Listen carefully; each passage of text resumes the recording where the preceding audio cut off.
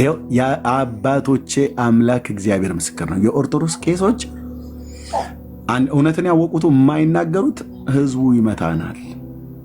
ምክንያቱስ እንዴ ብፁዕ አቡነ ገብርኤል አይደል እንዴ በባለፈው ማርያም ቤዛ አትባልም ቤዛ የሚባለው ኢየሱስ ነው ብለው የሐዋርያቱን ትምህርት ፍርጥ አድርገው ሲናገሩ አንድ የሆነች አልማዝ ባለጭራ የሆነች ሴትዮ የተናገረችውን ሰምታችኋል አይደል? አንቱ ጳጳስ አፈሉ ከሴት ጋር እየተኙ ብለ በእንዲህ አይነት ድፍረት ጳጳስን መናገር ወንድሞች እናቶች፣ እኔ እንኳን አላረገውም። ጉዶትን ነው የምዘከዝከው እቺን ቤተ ክርስቲያን እንዳይነኳት። አሁን እቺ ሴትዮ ምን የምታውቀው ነገር አለ? ምን የምታውቀው ነገር አለ?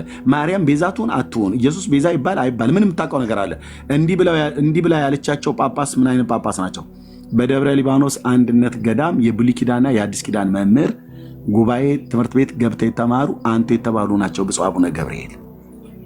የምዕራብ ሸዋ አህጉረ ስብከት ሊቀ ጳጳስ ናቸው።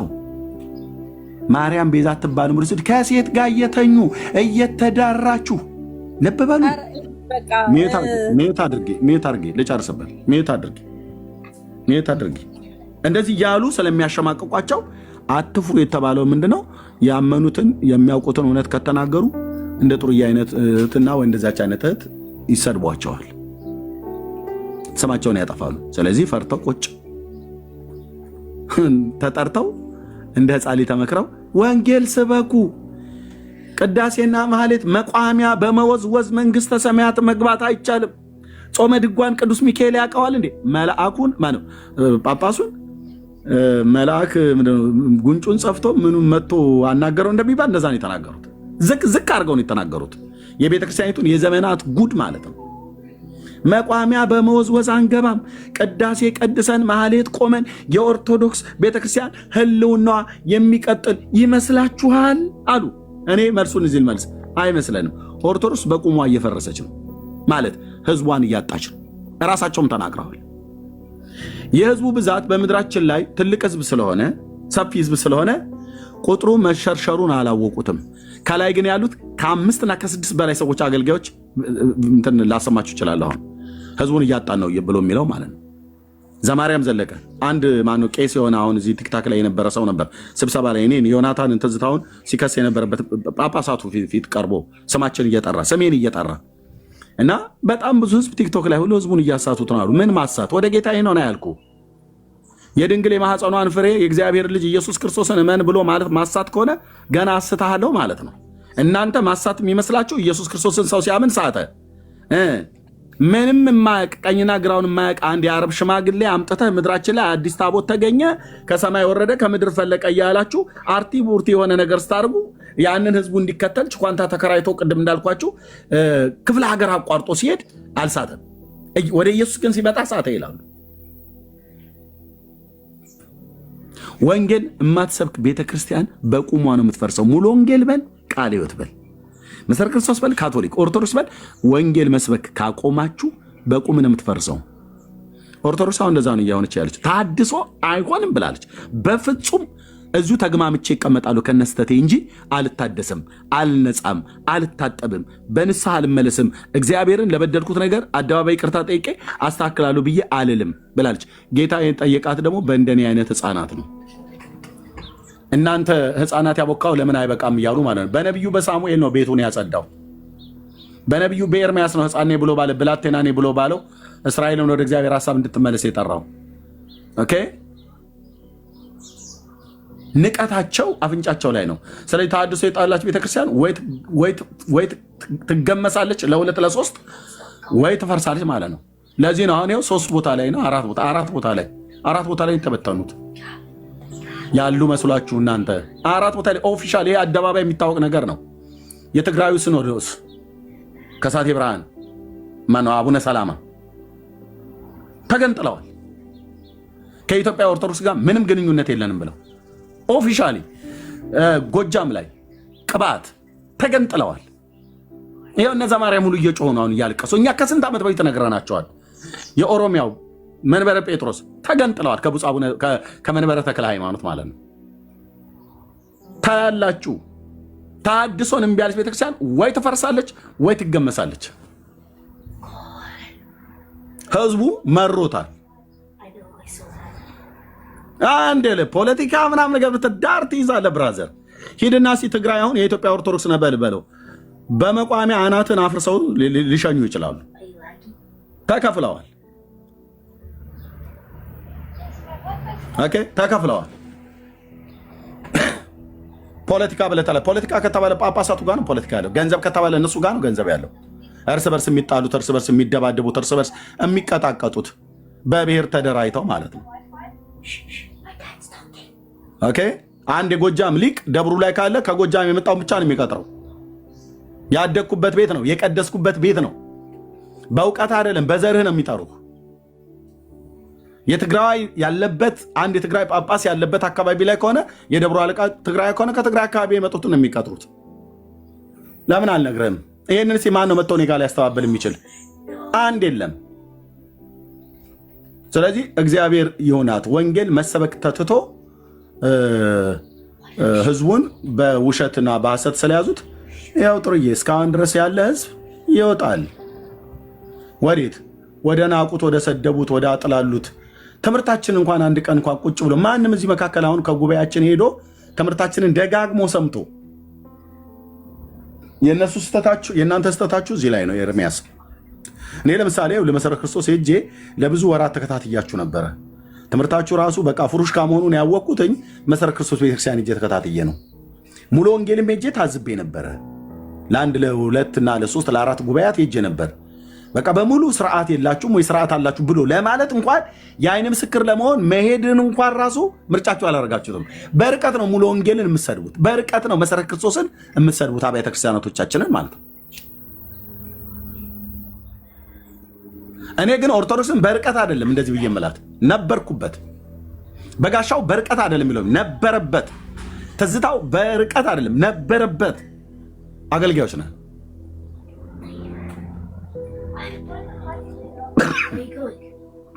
የምናወራው ነገር ደርዝ ያለው ነው። ያለ መረጃ አላወራም።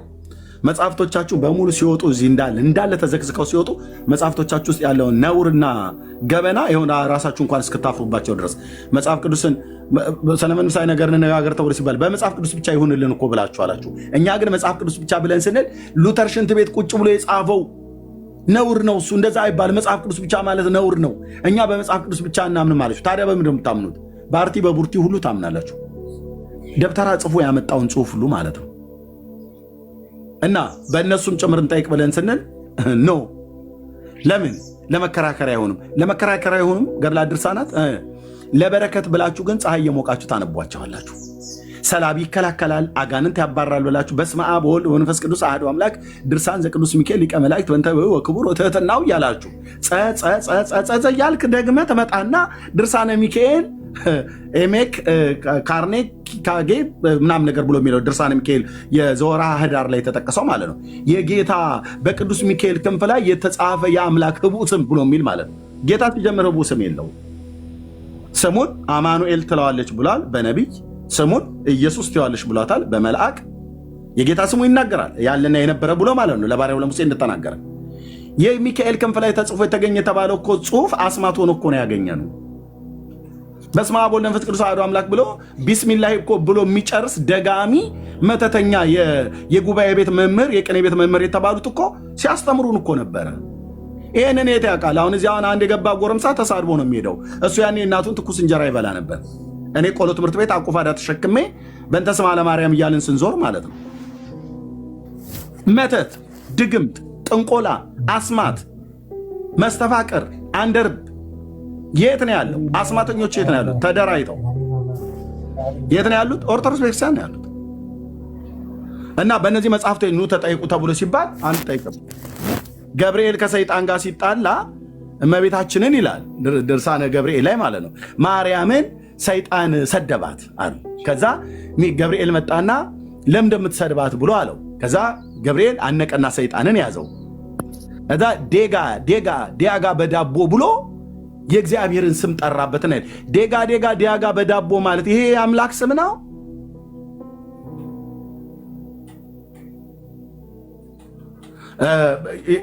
በመጽሐፍ አርጋኖ ላይ አሁንም እንደገና ምን ይላል? ማርያም ሰይጣን ባስደነገጣት ሰዓት ላይ ሰረኖስ ሰማርያ አለችና ሰይጣንን ብትለው ታውቃላችሁ። የኦርቶዶክሷ ማርያም እንትነች ደጋሚ ናት። መጥቁል ማለት ነው። ትደግም ነበር እሷ ራሱ። መጽሐፋቸው ነው የሚናገረው። የጌታዬን እናት ለቀቅ ታደርጋላችሁ ስሟን። እችን የእናንተ መተተኛና ደጋሚ እንደ ደብተራ ደጋሚ የሆነችዋ ማርያምን እዛ ትይዛታለ። የጌታዬን እናት የኢየሱስ ክርስቶስን እናት ግን ሰማርያ ምንድነው? ሰረኖስ ሰማርያ ሕያውታኤል ተርቡታኤል ጌል ቡኤል ዚኤል ብላ አለች። አንተ ስርዓት አይኖርም እንዴ? እናንተ ስርዓት አይኖራችሁም እንዴ? በጌታ እናት ላይ ነው የምታላግጠው። የማንንም መተተኛ አቢሾ ጠጥቶ የጠገበ ደብተራ የጻፈውን መጽሐፍ አምጥታችሁ ጣጣ ፀሐይ የሞቅ እሱንም ማርያም እንደዚህ አለች ምናምን ነገር ብላችሁ የምትሉት እፋለማችኋለሁ እኔ ፊት ለፊት ቆሜ ማለት ነው። ተርቡታኤል ሕያውታኤል ዚኤል ጊኤል ቡኤል ብላ አለች ይላል። ገብርኤል ሰይጣንን ለማሸነፍ ሜት አድርገው ወንድሜ፣ ካልሆነ ላስወርድሽ ነው። ሜሮን ስሰጣችሁ ታወራላችሁ። ገብርኤል ሰይጣንን ለማሸነፍ ምን ብሎ አለ? ዲያጋ በዳቦ አይሻላችሁም? በአምባሻ ይሻላችኋል አይደል? ሞክሩት እስኪ በአምባሻ። ዲያጋ በዳቦ ለምን? ይሄ መተተኛ ተንኮለኛ ቄስ እኮ የጻፈው ነው። ገብርኤል ነው በዳቦ ሰይጣን የሚያሸንፍ? ዳቦ እየተወራወሩ በደረቀ ዳቦ እርግብግቢቱን እኮ ብሎ ደፋው ይለናል ተአምረ ማርያም ላይ አንድ ቀልድ ስንሰማ ማለት ነው። አለ ይኸው መጽሐፉ እኔ ጋ ከ100 እስከ 150 ሺህ ብር ወጪ የተደረገበት መጽሐፍ ነው ቤቴ ውስጥ ያለው። የራሳችሁ መጽሐፍቶች በአንዱም አታመልጥም።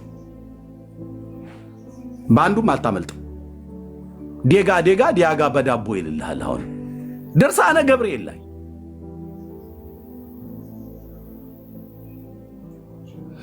እነዚህን መጽሐፍቶች ጣዋት ለሰይጣን መከላከያ ብለህ ታነባቸዋለህ። ከበረከታቸው ሱታፌ ለመሳተፍ ብለህ ትላለህ። እዚህ መጥተህ ጴንጤ ሲጠይቃ አይ እኛ እነሱ ለመከራከሪያነት አይደለም። ታዲያ ለምን እንደምታውሏቸው? ለጸሎት ለትምህርት አይደል? የጻድቁን በረከት ለመሳተፍና ከጻድቁ ደግሞ ትምህርት ለመውሰድ የህይወት ምስክርነታቸውን ለመውሰድ ብለህ ትላለህ። ኦኬ፣ ከሱ አንዱ ታምረ ማርያም ያ የማርያም ነገር እናንተ ቤት ከእግዚአብሔርም በላይ ስለሆነች ማለት ነው። ኦኬ፣ ባፍ አይ ከጌታ የሚበልጥ የለም አንድዬ መድዬ ትላለህ። እውነት ነው። አንድዬ ጌታ ማለት ነው። መድዬ መድኃኒዓለም ማለት ነው። ኦኬ፣ አንድዬ መድዬ ጥሩ ነው። ግን በደንብ እንደ ሎተሪ ትኬት ሳትፋቁም እንደዚሁ ታስታውቃለህ። ማርያም ካልገባችበት ነገሩ አይጣፍጥም። እናንተ ቤት በየትኛውም ስብከት ትገባለች እና ታምረ ማርያም የሚባል ነገረ ማርያም፣ ራእይ ማርያም፣ ድርሳነ ማርያም፣ ውዳሴ ማርያም የሚባል አንድ መዓት ዘራ ያዕቆብ የሚባል ክፉ ሰውዬ በአቢሾ በደነዘዙ ሰዎች ያጻፈው መጽሐፍት አለ። እርስ በርሱ እንደ ደጋ በግ የሚዋጋ ማለት ነው። ታምረ ማርያም ላይ ራሱ የጌታን እናት ባህሪ ሲነግሩ እንዲህ ብለው አሉ። ይህን ተናግሬ ልስጣቸው እዚህ ብዙ እንግዶች ስለገቡ። የጌታ እናት ባህሪ በኢትዮጵያ ኦርቶዶክስ ክርስቲያን ትርክት ታምረ ማርያም ላይ መጽሐፉን እንዳለን የበላሁት እኮ አልኩ ብራዘር። መጽሐፍቶቻችሁን ይኸውልህ ጥርስ ከምላሱ እያወጣው ያላነበብኳቸው መጽሐፍቶች ገና ያላስመጣቸው ካልሆን በስተቀር እዚህ እጄ ላይ ያሉት ከ190% ያነበብኳቸው ናቸው። ያነበብኩትን ያቀለምኩበትን ቦታ ብታይ ኮተን አውልቀህ ትሮጣለህ። እና ምን ይላል ታምረ ማርያም ላይ የጌታ እናት ባህሪን ሲነግሩን ርህርህት ናት አሉ። ጥሩ ጻድቅ ሴት እንደመሆኗ መጠን እውነት ነው።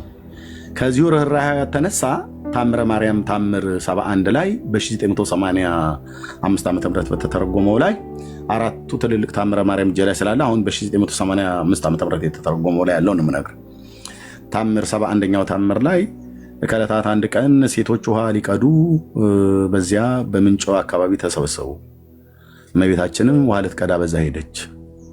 የገሊላ ሴቶች ልማዳቸው እንዲህ ነበርና ይልልሃል። ይሄ ተረታም ትውልድ ኦኬ። ውሃ ልትቀዳ ሄደች። እሺ አሳጥሩት እና ስትሄድ እዛ አንድ ውሻ ነበረ እና ያ ውሻ ውሃ እንዲያጠጡት ሲከጅል ሴቶቹ እዛ ያሉት አባረሩት እና እመቤታችን ባዘች ጊዜ ግን አዘነችለት።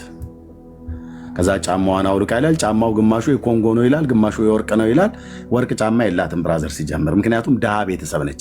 ድሃ መሆኗን ደግሞ ኤርምያስ አይደል የሚተናገረው? የወድስዋ መላእክት ላይ ከድሃ ቤት አደረ ይላል። ይወድስዋ መላእክት ለማርያም ብሎ በሚለው ክፍል ላይ ከድሃ ቤት ከሚስኪን ቤት አደረ ይላል።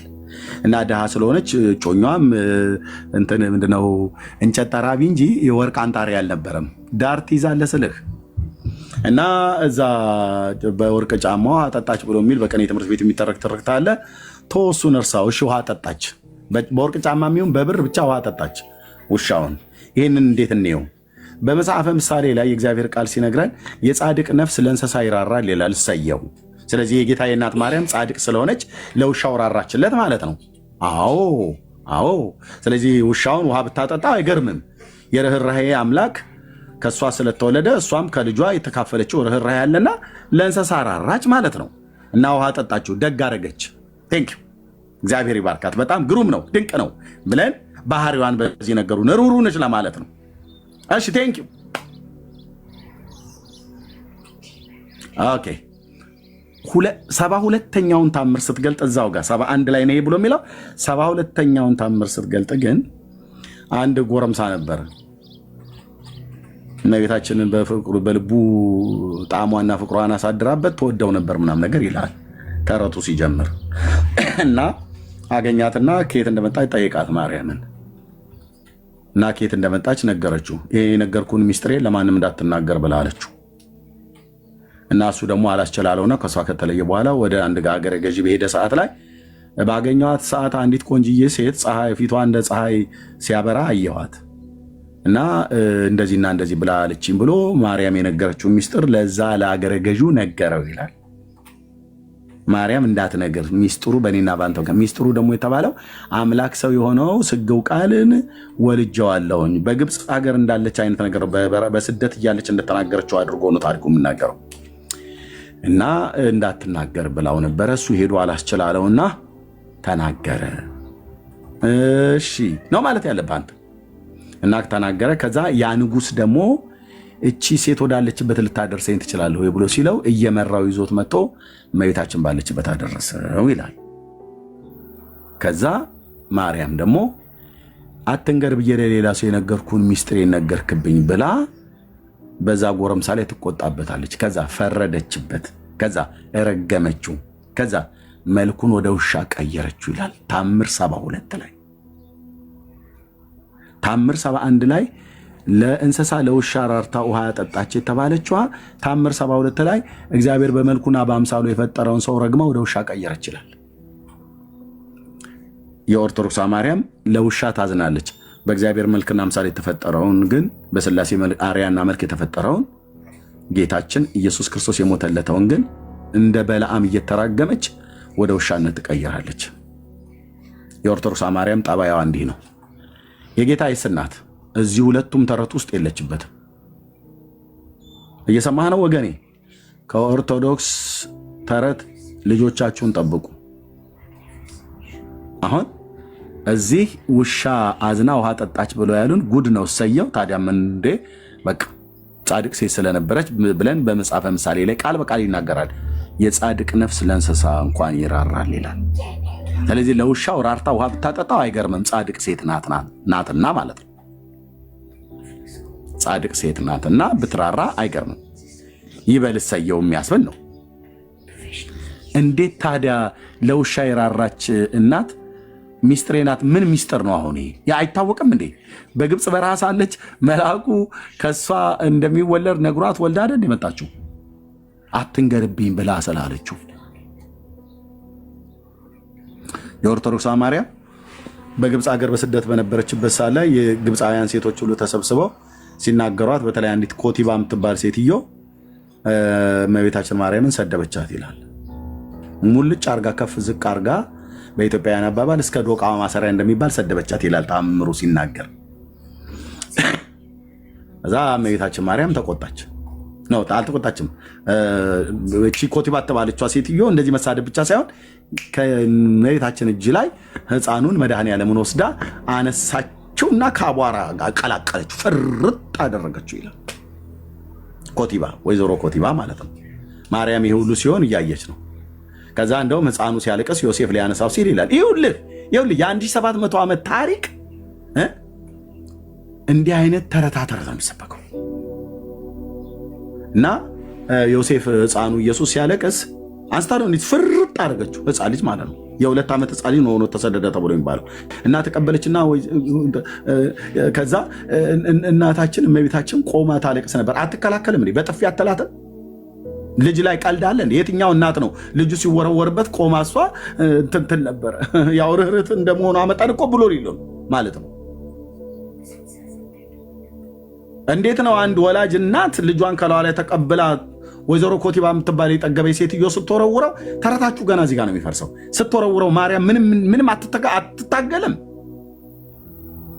ከዛ ምን አለች? ዮሴፍ ሕፃኑ ኢየሱስ ምርር ብሎ አለቀሰ። አቧራ ላይ እዛ እየተንደፋደፈ እማዬ እማዬ እማዬ እማዬ እማዬ ድረሽልኝ እያለ ማለት ነው። እዛ እንዲህ ነው አየህ፣ እንዲህ ነው የሚያሳንሱት በዚህ ነውረኛ በሆነ ጽሑፋቸው ማለት ነው። ከዛ ዮሴፍ አዘንና ሊያነሳው ሲል እመቤታችን ማርያም ተው ታምሩን ይግለጥ ብላ አለችው ይላል። ከዛ ታምሩን ገለጠ።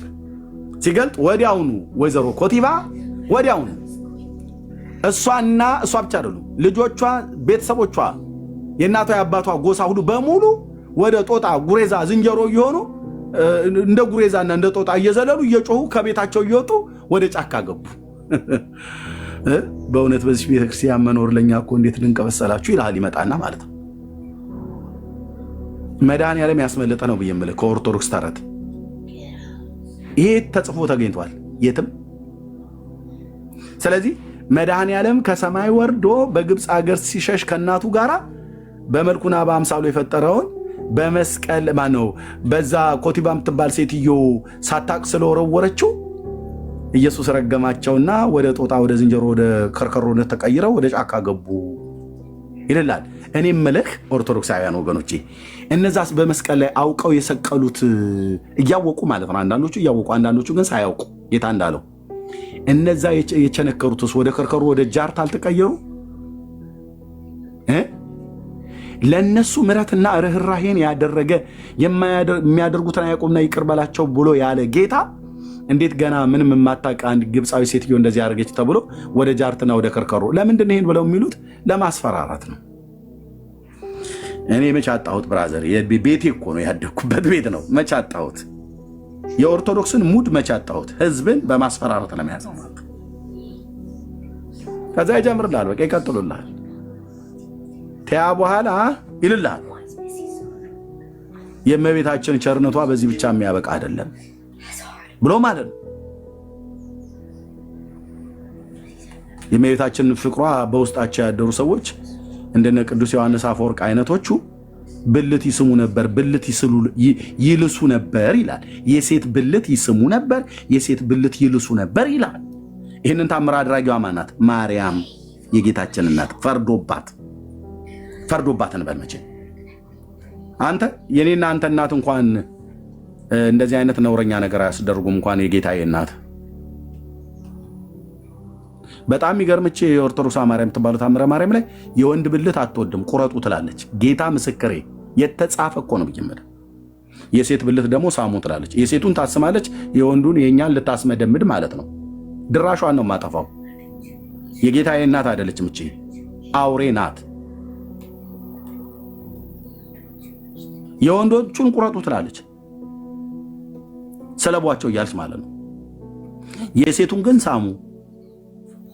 እቺ ናቶ የጌታ እናት ማርያም፣ እቺ ናቶ የኢየሱስ ክርስቶስ እናት ማርያም።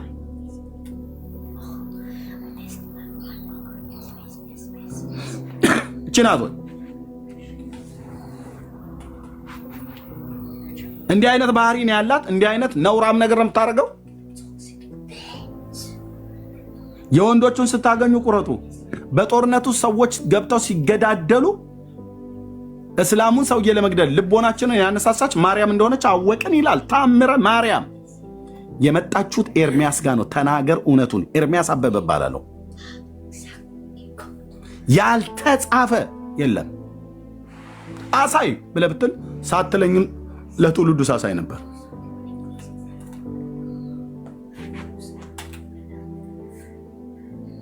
የጌታችን እናት ማርያም አይደለችም። በኦርቶዶክስ በስዕሏ ላይ የተገለጠችው እቺ አውሬ ናት። ገና ሲጀምር ልንገራችሁ፣ ሕፃን ሆኖ ኢየሱስን ሁል ጊዜ አሳንሶ ማሳየት፣ እሷን ግን አግዙፎ ለማሳየት የማርያም ፎቶ ብለው ይለጥፋሉ። ምን ነው ያደገው ኢየሱስ አይታይ እናንተ ቤት? የ12 ዓመት እንኳን ሆኖት ወደ ፋሲካ ወደ ኢየሩሳሌም በሄደ ሰዓት ላይ ከእናቱ ከማርያምና ከዮሴፍ ጋር ለምን በዛ ሰዓት እንኳን ያለውን ፎቶ አታመጡትም? ያደገ ኢየሱስ አይደለም የሚታየው። ይታያችሁ። በአባቱ እቅፍ ያለ ሕፃን ልጅ ነው። ሶሪ፣ በእናቱ እቅፍ ያለ ሕፃን ልጅ፣ በአባቱ እቅፍ ያለው ግን እውነተኛ ሞትን ድል አድርጎ የ2000 በኢትዮጵያ ዘመን አቆጣጠር 2018 ዓመት ዕድሜ የሞላው አምላክ ሰው በአብ ቀኝ አለ። አሁን ቻለው። እንግዲህ እውነቱን ስነግርህ በህይወት ያለ ለዘላለም በህይወት ይኖራልና ተብሎ ስለተጻፈ ሞት ይዘው ዘንድ ስላልተቻለው አሁን በአባቱ ቀኝ ዕድሜው በኢትዮጵያ ካላንደር አቆጣጠር 2018 ዓመት የሞላው አምላክ ሰው የገሊላው ኢየሱስ በሰማያት አለ። አሁን በአባቱ ቀኝ አለ። ዕድሜው 2018 የሞላ በማርያም እቅፍስ ላይ የማያድግ ከርሞ ጥጃ የሚባል ጭባ ሕፃን ልጅ አዝላ ሁሉ ቀን አቅፋ ሁሉ ቀን ያሳዩናል። ምንድነው ትምህርታቸው? በዚህ ውስጥ ሊያሳዩን የፈለጉት ማርያምን ትልቅ አድርጎ እሱን ሁሉ ቀን ሕፃን አድርጎ ማሳየት፣ ሁሉ ቀን ከሷ ትከሻ ላይ የማይወርድ ዶክተር ዶክተር ዘሪሁን ሙላት አውሮፓ ተጋብዞ ሄዶ አይዶሉ ሲውሪና የት ነው ተጋብዞ ሄዶ እንዴ ጌታችን መድኃኒታችን ኢየሱስ ክርስቶስ ከእናቱ ቅፍም ላይ አይወርድም ለምን ይወርዳል ብሎ አለ። አየህ፣ እሱ በነጋ በጠባ ሲወጣ ዝንብ የምታራበት ስዕል እዛ ግድግዳው ላይ ለጥፈዋል። የማርያም ስዕል ተብሎ የተባለው በቃ ለእሱ ማርያም ማለት ያቺ ሴትዮ ነች። ሲወጣ ሲገባ የሚያያት ሸረሪት የጠገበች ጭስ የጠገበች ሴትዮ ማለት ነው። ፎቶ ኢየሱስ ተብሎ ሲባል ያሷ ያቀፈችው ሕፃን ነው የሚያየው። እና ከእናቱ ቅፍ ላይ እንዴት ይወርዳል ይላል። ወነበረ በየማነ አቡሁስ ብሎ ያለው ቃል በአባቱ ቀኝ ተቀመጠ ብሎ የሚለው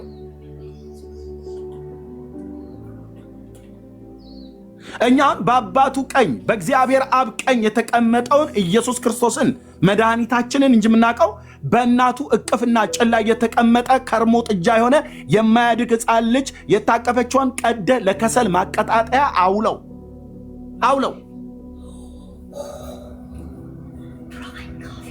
እንደ እናት ወለደችው፣ እንደ እናት አጥብተዋለች፣ እንደ እናት አሳድገዋለች፣ እንደ እናት ከእሷ ጋር ነበረ።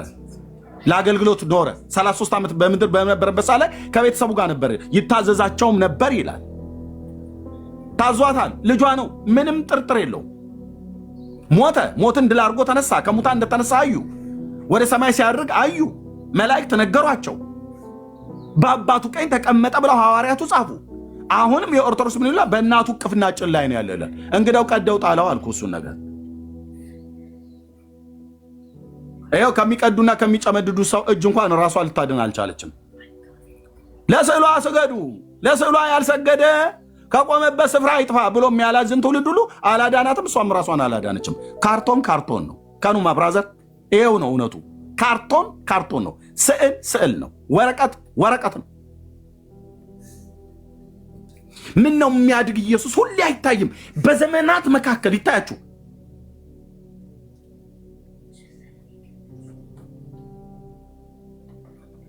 በቤታቸው ይሰቅላሉ፣ መኪና ላይ ያደርጋሉ ምናምን ነገር ማለት በየዋሌቱ ሁሉ ይዞራል። ዋሌቱ ውስጥ አድርጎ ያው ፈሱን ሲፈሳባት የሚውል ስዕል ማለት ነው። ዋሌቱ ውስጥ አድርገህ ያድኑኛል ብለህ ያልከው ስዕል ያው ጂንስ ሱሪ ውስጥ አድርገህ ጨርቅ ሱሪ ውስጥ አድርገህ በመንገድ ስትሄድ ፈስህን እያንዛረቅበት የምትሄደው ማለት ነው። ቤት ጣን ታጥንለታለህ። ስትሄድ ደግሞ ፈስህን እየፈሳበት የምትሄድ አያድኑም። ማዳን የበጉ ነው። ማዳን ከቅድስት ድንግል ማርያም ሰው ሆኖ የተወለደው እሱ አምላክ ሰው ስግው ቃል ጌታችን መድኃኒታችን ኢየሱስ ክርስቶስ የዘላለም አዳኝና ንጉሥ አምላክ ነው። ጴንጤ ነው ኢየሱስ ጌታ ነው እያለ የሚሰብከው በየአደባባዩ። ኦርቶዶክስ አይሰብኩም፣ ዝም በል ይለዋል። ጌታ ነው እኮ ማለት አምላክ ነው ማለት ነው። አምላክነቱን አዳኝነቱን እኛንን የምናገረው። ኦርቶዶክሳውያኑ ዝም በል ይለዋል፣ ያሳድዱሃል፣ ይቃወመዋል፣ ይሰድበዋል፣ ይረግመዋል፣ ይደበድበዋል፣ ያሳድዱሃል። ለምን? ስላላወቁት። ቢያውቁት ኖሮ የእግዚአብሔር ልጅ ተቀበሉ ብላ ቲያትር ቤት ስትናገር የትኛውን ቦታ ላይ ይነሳ? አይ በፍጹም አሉ። ማርያም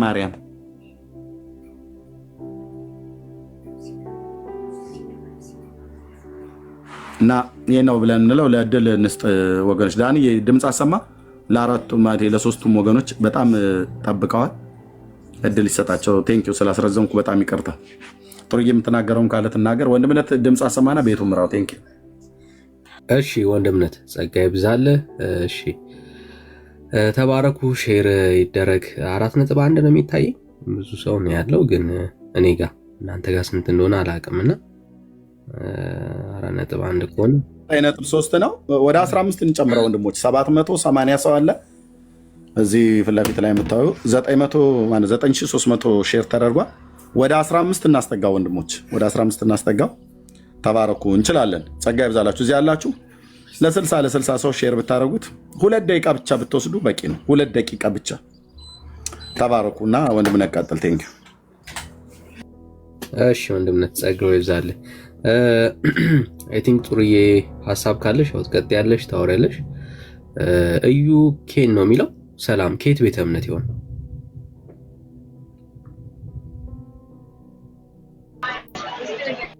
እዩ ኬን ሰላም ታዲያ ፌዝ ሚዩት አድርጋ እንዴ። እዩ ኬን ይሰማል?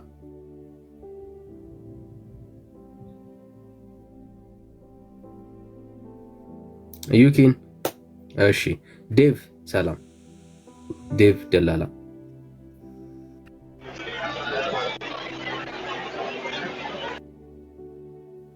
ዴቭ ደላላ። እሺ አይ ቲንክ የሰማችሁን አይደለም ብዬ ላስብና ላስወርድ ሌላ ሰው መቀበል እንድንችል ማለት ነው። እሺ ዋይ ግርማ ሰላም። እንዴት ናችሁ? ሰላም ናችሁ? ሁሉ ሰላም? እግዚአብሔር ይባረክ። ከየት ቤተ እምነት ነው? ከኦርቶዶክስ ነው። እሺ እንኳን ደህና መጣ።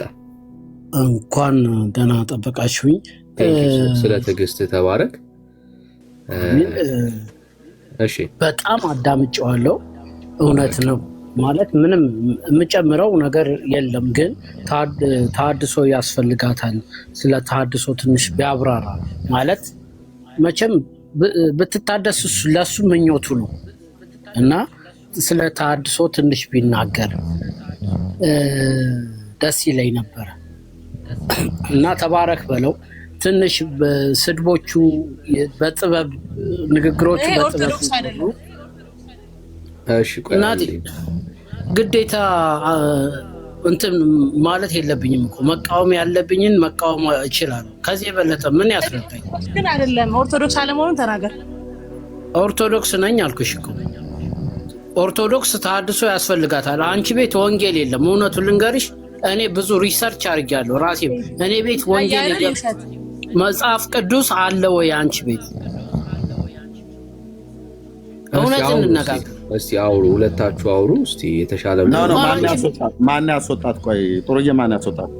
ሞዴሬተሮች ይሆናሉ ወንድምነት። ኖ ጥሩዬ እንዳታስወጣት። እና ጥሩዬ ተመልሰሽ ነው አታስወጣት። እሺ አንዴ አታስወርዱ። እሺ ሰው ማስወርድ እኛ እናስወርድ። እሺ ማን ነው? እውነት ሲነገር እውነት ነው፣ ውሸት ሲነገር ውሸት ነው ማለት ያለብን፣ ምክንያቱም መታደስ ስላለብን ማለት ነው። እሺ አውሩ ሁለታችሁ። ጥሩዬ አውሪ። አሁን ቃል በቃል አንቺ ቤት እያለ ነበር። ስለዚህ ይሄ የኔን ቤተ እምነት አይወክልም፣ ምክንያቱም ኦርቶዶክስ ስላልሆነ። ልንገርሽ አንድ ታሪክ። እኔ ደሴ ገብርኤል አገልጋይ ነበርኩ። በአንድ ወቅት እነ ሰለሞን ወንጌልን ሲያስተምሩ በአደባባይ ነው ቤተ ክርስቲያን ውስጥ እንዳይገቡ የተባሉት። በእኔ እድሜ ማለት ነው። በእኔ እድሜ። አንተ ኦርቶዶክስ አይነህ? አዎ ነኝ። ለምን እነግርሻለሁ? ስለሆንክ። አንቺ ቁርባን ምናምን ብዬ መናገር እኮ የለብኝም። ስለዚህ ኦርቶዶክስ አይደለህም ማለት ነው። ዳኒ መቀጠል ትችላለህ። ኦርቶዶክስ አይደለም። ኦርቶዶክስ ማለት መለያው ምንድን ነው? ጠየኩ። መለያው ምንድን ነው? አንተ ኦርቶዶክስ ከሆንክ አምስት አማራጭ ስራህን ንገረኝ። መለያሽን ምንድን ነው? ግዴታ ቁርባን እንትን ብዬ መናገር የለብኝም አልኩሽ እኮ። እኔ አላወራም። ይኸው ዳኒ ሚውት አድርጌያለሁ። ይቅር ይበልሽ። እሺ እሺ ቴንክ ዩ ግርማ ሚዩት አድርግና ሀሳብን ተቀብለናል። እንደ ሀሳብ እንደ አንድ ኦርቶዶክስ ያለን ምልከታ። እሺ እንቀጥላለን። ሌላ ፌዝ ያለህበት ቦታ ጥሩ ነው አይደለም አይደል? እስካሁን ድምፅ አለ እና ጸጥ ያለበት ቦታ የደረስክ አይመስለኝም። አሁን ይሰማል ዳኒ? ይሰማል? አይኔ ከኤርሚያስ ጋር ለማውራት ነበረ። ያንተ እኮ ይሰማል፣ ግን ከጀርባህ ጫጫታ አለ። ፈቃደኛ እኮ ከጀርባህ ጫጫታ አለ። ኦኬ ፌዝ ዛሬ አልተሳካለም። ግን ከኤርሚያስ ጋር አንድ 5 ደቂቃ ማውራት ይችላል? ያለ ማስረጃ ነው እስካሁን የነበረውና ጫጫታ አለ ከጀርባህ። የጀርባህ ጫጫታ ግን ከባድ ነው። ማውራት ትችላለህ፣ ምን ችግር አለው? ወንድምነት በአደባባይ ያለው ግን ጫጫታ አለ ወይ? ጸጥ ያለበት ሩሙንና ድምፅ አለ የሆነ ያለበት ቦታ ላይ ነው ያለው። እሺ ግን ሲያወራ በማስረጃ ያወራ ነው። ድምፅ ወዳዴ ትንሽ ህሊና የሚባል ነገር አለ ወዳጄ፣ ድምፅ አለ። እሺ እያለ ይቀጥላል። እሺ አይ ቲንክ ሚካኤል ነው የሚለው። ሰላም ሚካኤል።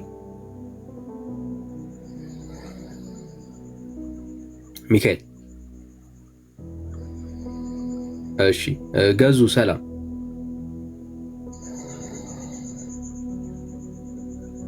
ገዙ ኦ ማይ ጋድ ብሩኬ ያለ። እሺ ሌላ ኦርቶዶክስ ካለ በነገራችን ላይ አሁን እኮ ይድነቃቸው የነበረው ወንድም ኦርቶዶክስ ነኝ ያለው ወንድም ካለክ ና ተመልሰ፣ እስኪ ሰው ካላስወረደክ ና ካለክ ተመልሰ። አንዴ ቁጥር ጻፍልኝ ካለክ ማለት ነው። ይድነቃቸው ግርማ ገስት ላይ የነበርከው አሁን ከቻልክ ተመልሰ ገባ። በነገራችን ላይ 5ቱን አዕማደ ምስጢራት ማወቅ ኦርቶዶክሳዊ አያስብልም። ለምሳሌ እኔ 5ቱን አዕማደ ምስጢራትም 7ቱን ምስጢራተ ቤተክርስቲያንም ልናገር እችላለሁ አሁን እዚህ ጋር ማለት ነው። ያ መናገሬ ግን ኦርቶዶክስ አያስብል፣ ኦርቶዶክስ አያደርገኝም፣ ኦርቶዶክስም አያስብለኝም። ሰው ኦርቶዶክስ ነኝ ካለ በቃ ኦርቶዶክስ ነው ማለት ነው። እሱ ነው እንጂ 5ቱን 7ቱን መናገሩ ጉላቱ እንደዚህ ነው እንትኑ ማለት አይደለም። እስካለህ ናት ወንጌል አይነገርም ማለት ጥሩዬ ሰምተሽው ከሆነ እና ትክክል ነው አለ። አንቺ ወንጌል ይነገራል ብለሽ ነው የምታምኘው? እሺ ላውራ። አሁን ወንጌል ይነገራል ብለሽ ታምኛለሽ? ማለት ኦርቶዶክስ እንዳልሆነ ልቦና ያውቃል። በነገራችን ላይ የእግዚአብሔር ቃል ስለዋሻለት እውነት ነው ማለት አይደለም። ማለት በቃ ራሱ ቃሉ ራሱ በቂ ነውና አሁን ልጅ ኦርቶዶክስ አሁን ስለ ልጁ ሳይሆን ቆይ ምን መሰለሽ ልጁ አይደለም አውቃሃል ልብና አድርገህ ማለት ነው። በቃ ኦርቶዶክስ አይደለም ልጁ።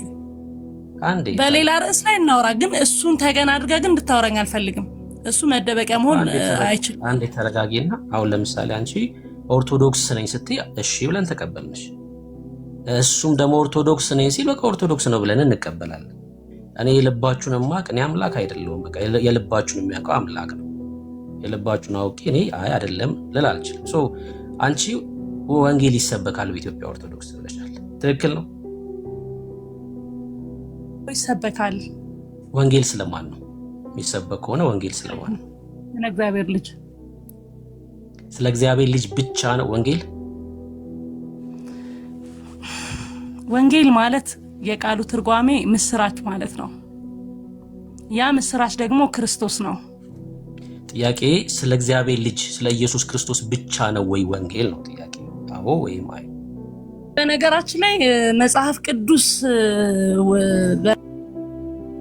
የወንጌል መጽሐፍት አሉ እንጂ ከዘፍጥረት እስከ ራዕይ የመቀበል ግዴታ አለብህ አንተ ክርስቲያን ኮንክ ማለት ነው። የግድ ስለ ኢየሱስ ወንጌል ብቻ ነው ወይስ አይደለም ነው ጥያቄ? ጥያቄ ወንጌል ስለ ኢየሱስ ብቻ ነው? ዋናው ዓላማ ወንጌል ስለ ኢየሱስ ክርስቶስ ነው እና ሌላ ስለማን ነው? እኔ ስለ ዓላማው አይደለም። ወንጌል ስለ ኢየሱስ ብቻ ነው ወይስ ሌላ ይጨምራል? ስለ ኢየሱስ ነው። አዎ ማለሽ ስለ ኢየሱስ ክርስቶስ ነው ብቻ አይደለ? ታኛ ቤት ብቻ የሚል ቃል አንጠቀምም ወንድሜ። ስለ ኢየሱስ ብቻ እስካልሆነ ስለማን ነው? እሺ ብቻ የሚል ቃል ስትጠቀም እኔ ስለ ኢየሱስ ብቻ ኢየሱስ የሥጋ ስሙ ነው። አብና መንፈስ ቅዱስ አሉ። ስለዚህ ስለ እግዚአብሔር አጠቃላይ። እሺ ብቻ ካልሆነ ስለማን ነው ወንጌል? አብ ወልድ መንፈስ ቅዱስ። ስለ አብ ስለ ወልድ ስለ መንፈስ ቅዱስ። እሺ ሌላ ተጨማሪ አለ? ለምሳሌ ስለ ማርያም ነው ወንጌል? አላልኩም። ጥያቄ ነው የጠየቁሽ እኮ እኮ አላልኩም ነው መለስኩልህ። ማለት እንድሳሳት ፈልገህ ካልሆነ በስተቀር በቂ መልስ ሰጥቻለሁ። ስለ ማርያም አይደለም ወንጌል ማለት ነው፣ ስለ እግዚአብሔር ብቻ ነው ያልሽኛለሽ። ስለ አብ ነው ወንጌል የሚል ከእግዚአብሔር ቃል ላይ ያሳየኝ እስኪ። እኔ ስለ አብ ነው አላልኩም። ስለ አብ ስለ ወልድ ስለ መንፈስ ቅዱስ ስላልሽ ስለ አብ ነው የሚል ከእግዚአብሔር ቃል ላይ ወንጌል አሳየኝ። እንዴ የአብ የወልድ የመንፈስ ቅዱስ ስም ወንጌል ላይ አልተጠቀሰም እንዴ? አይ ወንጌል ስለ አብ ነው የሚል አሳየኝ ነው። እኔ ተጠቅሷል ስለ አብ የአብ ስም ተጠቅሷል አልተጠቀሰም አይደለም ጥያቄ። እንዴ ይቅርታ እያወራ ያለሁት ከአሕዛብ ጋር ነው እንዴ? ላይክ ሙስሊሞች ለምሳሌ ኢየሱስ እኔ አምላክ ለኔ ስገዱ አለ ወይ ብለው ይጠይቃሉ። ልክ እንደዛ አይነት ጥያቄ እየጠየከኝ ነው። የምስራች ማለት እሺ፣ ወንጌል ማለት የምስራች ማለት ነው አይደለ? ስለ ልጁ ስለ ክርስቶስ ስለ በቃ አልተመለሰልህም። አይ አይደለም፣ ስለ ኢየሱስ ብቻ አይደለም፣ ስለ አብም ስለ መንፈስ ቅዱስም ነው አልሽ አይደል? ወንጌል አዎ፣ ምክንያቱም ለምሳሌ ዮሐንስ 1 ላይ ያሳየን ነው ከቃሉ ላይ ያሳየን። ዮሐንስ 1 ላይ ለምሳሌ ቃል ነበር፣ ቃልም በእግዚአብሔር ዘንድ ነበር፣ ቃልም እግዚአብሔር ነበር ይላል። ስለዚህ እግዚአብሔር ነው፣ ምክንያቱም ኢየሱስ ራሱ እግዚአብሔር ስለሆነ። አይ እኔ አልጠየቅኩሽም እሱ ይሄ ኢየሱስ እግዚአብሔር ነው ወይስ አይደለም አይደለም። ወንጌል ስለኛ አንተ ልጋውን ጥያቄ እኔ ልመልስልህ አልችልም ይመስለኛል። አትመልሽም ነው ስለሌለ ነው ማለት ወንድሜ። እሺ ችግር የለውም። ወንጌል የኢትዮጵያ ኦርቶዶክስ ትሰብኪያለች ብለሻል። እስኪ 2 ደቂቃ ወንጌል ስበኪን አንቺ።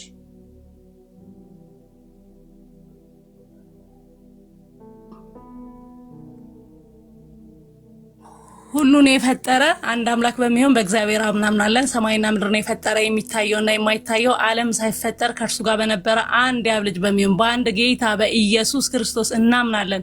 ከብርሃን የተገኘ ብርሃን ከእውነተኛ አምላክ የተገኘ አምላክ የተወለደ እንጂ ያልተፈጠረ በባህሪው ከአብ ጋር የሚስተካከል ሁሉ በእርሱ የሆነ በሰማይም ካለው በምድርም ካለው ያለ እርሱ ምንም የሆነ የሌለ ስለኛ ስለ ሰዎች እኛን ለማዳን ከሰማይ የወረደ በመንፈስ ቅዱስ ክብር ከቅድስት ድንግል ማርያም ፍጹም ሰው የሆነ ደግሞም ስለኛ የተሰቀለን በጴንጤና በጲላጦስ ዘመን እርሱ መከራን የተቀበለ የሞተ የተቀበረ በሦስተኛው ቀን ከሙታን ተለይቶ የተነሳ በቅዱሳን መጻሕፍት እንደተጻፈው በክብር በምስጋና ወደ ሰማይ ያረገ በአባቱም ቀኝ የተቀመጠ ዳግመኛ በሕያዋንና በሙታን ላይ ለመፍረድ በምስጋና ይመጣል። ለመንግስቱም ፍጻሜ የለውም። በመንፈስ ቅዱስ እናምናለን። እርሱ ጌታ ሕይወትን የሚሰጥ ከአብ የሰረጸ ከአብ ከወልድ ጋር በአንድነት እንሰግድለታለን፣ እናመሰግነዋለን። እርሱ በነቢያት አድሮ የተናገረው ከሁሉ በላይ በምትሆን ሐዋርያት በሠራው በአንዲት ክብርት ቤተክርስቲያን እናምናለን። ኃጢአት በሚሰረይባት በአንዲት ጥምቀት እናምናለን። የሙታን መነሳት ተስፋ እናደርጋለን። የሚመጣው ይሁን ለዘላለሙ አሜን። ይኸው ጨረስኩ። በ3:25 የነበረውን የእምነት መግለጫ የሸመደደችውን ያለችው እስኪ አሁን እስካሁን የተናገርሽውን ከእግዚአብሔር ቃል ላይ በጥቅስ እያሳየሽን። ወንጌል ማለት ከእግዚአብሔር ቃል የተሸመደደ አይደለም። ወንጌል ከእግዚአብሔር ቃል ላይ የተጠቀሰ ጥሩ እኮ ነው። አሁን የእምነት ነው ሁሉን የፈጠረ ማለት አንዴ አስጨርሽኝና ትመለሻለሽ። አሁን የእምነት መግለጫ ነው። እሺ 3:25 ላይ የነበረ የእምነት መግለጫ ነው። ጥሩ ነው እኮ በቃ አሁን ሸምደዳ መያዟ ምናምን ጥሩ ፕሮግራም አይደል? ጭንቅላታችን በቃ ፕሮግራም ሆኗል ይሄ ነገር አይምሯ ላይ በቃ እንትን አለች። ከእግዚአብሔር ቃል ላይ እየጠቀስሽ አሁን ስለ ወንጌል ያልኩሽ ስለ ኢየሱስ ክርስቶስ የዘላለም ሕይወት ስበኪ ከእግዚአብሔር ቃል ላይ እየጠቀስሽ የማይሆነውን ነገር ትሰብካለች እኮ ኢትዮጵያ ኦርቶዶክስ ወንጌል ምሰብ ከሆነ ልጆች መናገር አለባቸው። ኦኬ እሺ አውሪው ከብርኬ ጋር ቀጥሽ መራው ጀምረሽ ነው ያለኝ። ከመጀመሪያው ነው ከእግዚአብሔር ቃል ላይ ወንጌል። አሁን ለዚህ አንዴ ቆይ፣ የመጀመሪያ ጥያቄ እኛ ፕሮቴስታንቶች ድነዋል ብለሽ ታምኛለሽ ወይስ አታምኝ? ያው መናፍቅ ናችሁ ማለት ከፍላችሁ ነው ያመናችሁት። ሙሉ ለሙሉ አላመናችሁ። ድነናል ወይስ አልዳንም? እሱን እግዚአብሔር አምላክ ይፍረድ። እኔ ፈራጅ አይደለሁም። መናፍቅ ድነዋል አልዳንም? መናፍቅ ናችሁ ስላልሽ ማለት ከፍሎ የሚያምን ማለት ነው። መናፍቅ ድኗል ወይስ አልዳነም? መናፍቅ የሆነ በነገራችን ላይ ብሩክ በጣም ከይቅርታ ጋር ማለት ካንተ ጋር ብዙ አውርተን አንስማማም እና ላይክ ጥል ነው የሚመስለው እንጂ አይ ምንም ጥል አይደለም። አንተ ዳኒን ጠይቀውና ዳኒ ለኔ ያወራኝ። ኖ በቃ እንደዚህ ነው የምንቀጥለው። እኔ ምንም ጥል የለም። መናፍቅ የሆነ ድኗል ወይስ አልዳነም?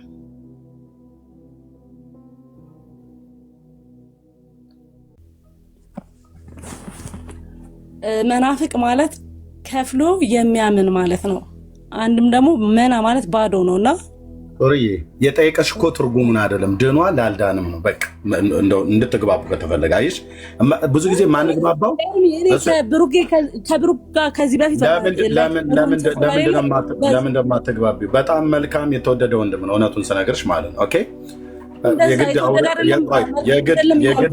የግድ አውሪው እያልኩሽ አይደለም። ልብ በይ። ለጠይቀሽ ጥያቄ መናፍቅ ማለት የቃሉ ትርጉም ምንድን ነው? እንዴት ነው የሚተረጎመው? የቋንቋ ሊቃውንት ምን ብለው ተረጎሙት? አይደለም ጥያቄው አለ። በቃ እንደሱ ነው። ድነዋል አልዳንም ያሉሽ አልዳንም። በቃ እንደሱ አሁን ቀጥሉ። ደግሞ ሲጠይቅ ለጠይቀሽ ጥያቄ መልስ መልሽለት፣ ለጠየቀች ጥያቄ መልስ መልስላት። ቀጥሉ። አልዳናችሁም ብላለች። አልዳናችሁም። ስሙ አሁን እዚህ ውስጥ ያላችሁ ሰዎች እንድንድን ወንጌል ትነግረናለች ማለት ነው። የሚያድነውን ወንጌል ካለንበት ስፍራ የሚያወጣ ወንጌል ካልዳንበት ወደ መዳን እንድንመጣ ወንጌል ትነግረናለች ማለት ነው። አሁን ስበክ ይቀጥል እንድንድን ማለት ነው። የሚያድን ወንጌል ነገር እንድትድኑ ምን ታደርጉ መሰላችሁ? ከዘፍጥረት እስከ ራእይ አንድም ሳታጓድሉ የእግዚአብሔርን ቃል ተቀበሉ እኮ። ስበኪና እንድንቀበል አንቺ ምንድንበትን ወንጌል አንቺ ንገሪ፣ አንቺ ስበኪ ነው።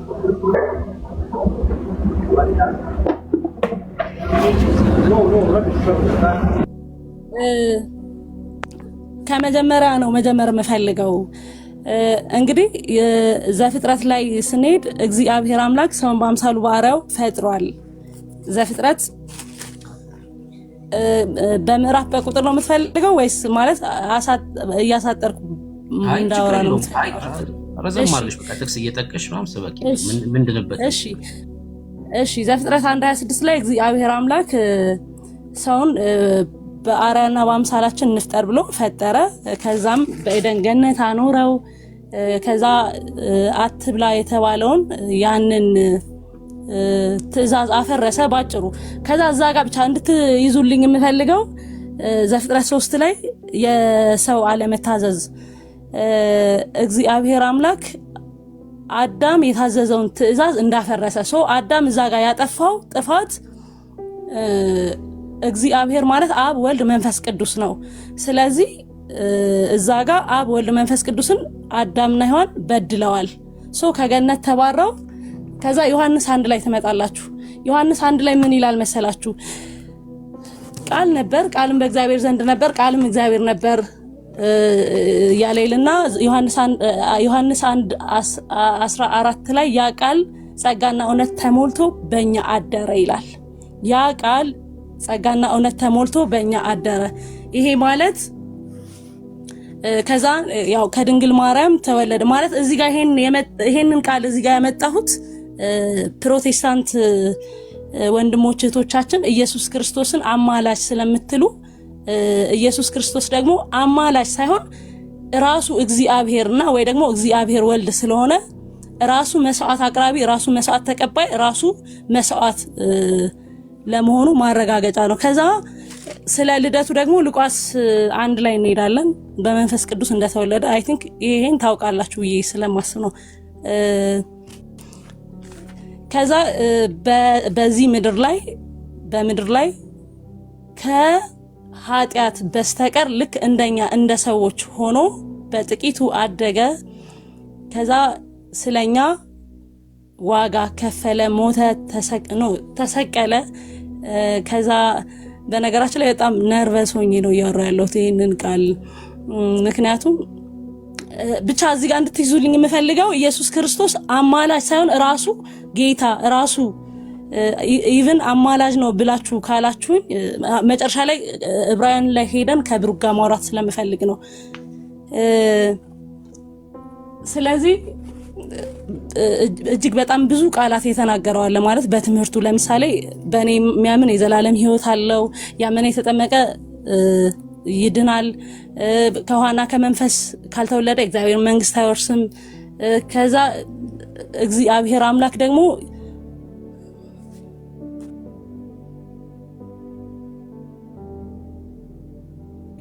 እንትን ኮሜንቱን ማለት ነው ምን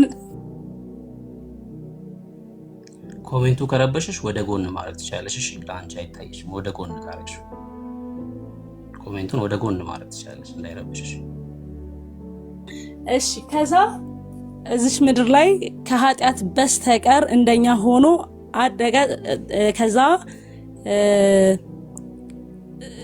ለኃጢአት ስርየት ወይ ደግሞ አዳም ላጠፋው ጥፋት ለኛ ዋጋ ከፈለ።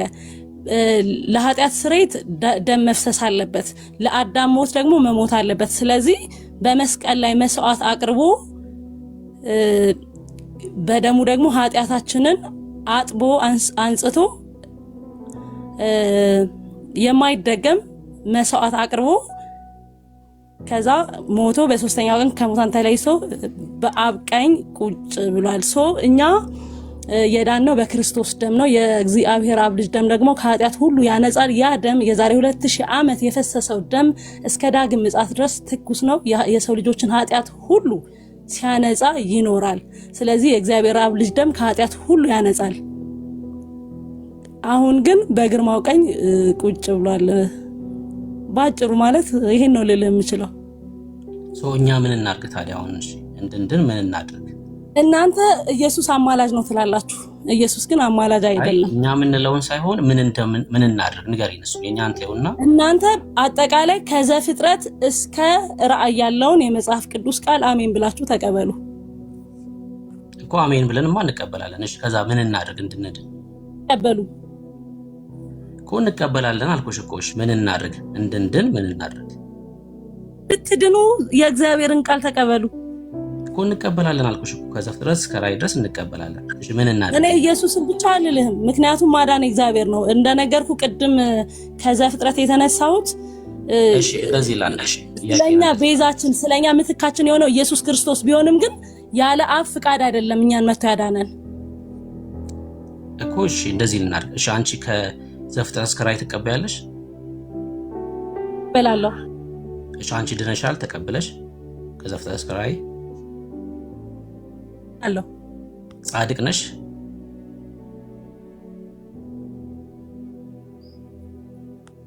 ጻድቅ ነሽ አንቺ?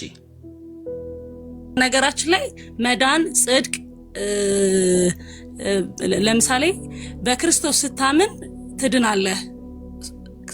በክርስቶስ አምነህ ዓለምን ስትተው ትሞታለህ። ያ ሞት ለዓለም ሞተ ለክርስቶስ ስትሆን ትጸድቃለህ። ያ የጸደቀ ሰው ደግሞ ማፍራት አለበት። አይ ቲንክ እኔ የሀገር ቤት ልጅ ስለሆንኩኝ አንድ ተክል ትዘራውና ያ ተክል ይሞታል፣ ከዛ ግን ያፈራል። ስለዚህ የጸደቀ ማፍራት አለበት። ያ ማለት ጸድቅ ያለው ብዬ እንደፈለግኩ መሆን አልችልም ማለት ትእዛዞችን መቀበል መጠበቅ አለብኝ እኮ። አንቺ ጻድቅ ነሽ ወይ? አሁን እየነገርኩ ማለት እስካሁን ማወራውን እየሰማኝ አይደለም። አንደኛ ብሩክ ማለት ነው ስላዘዘኝ ከአንተ ጋር ማውራት አልፈልግም።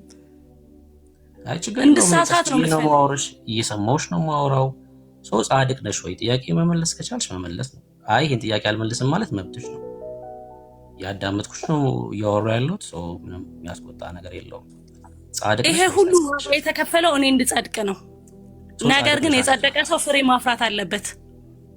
አይ የጸደቀ ሰው ፍሬ ማፍራት አለበት የለበትም እሱን እየነገርሽኝ ነው ያለሽ ነው። አንቺ ግን ጻድቅ ነሽ ወይ? ተቀበለሽ አሁን ጻድቅ ነሽ ወይ አንቺ? ሁሉ ያመነ ሰው ጻድቅ ነው። እስካሁን ያምናለው። አዎ ጻድቅ ነኝ። አንቺ ጻድቅ ነሽ? ጻድቅ ነኝ። ኃጢአት የለብሽም ማለት ነው። ንጹህ ሴት ጻድቅ ማለት። በነገራችን ላይ ጽድቅ ማለት ሰው ስለ ጽድቅ ሲያወራ ስለ አትክልት ያወራል።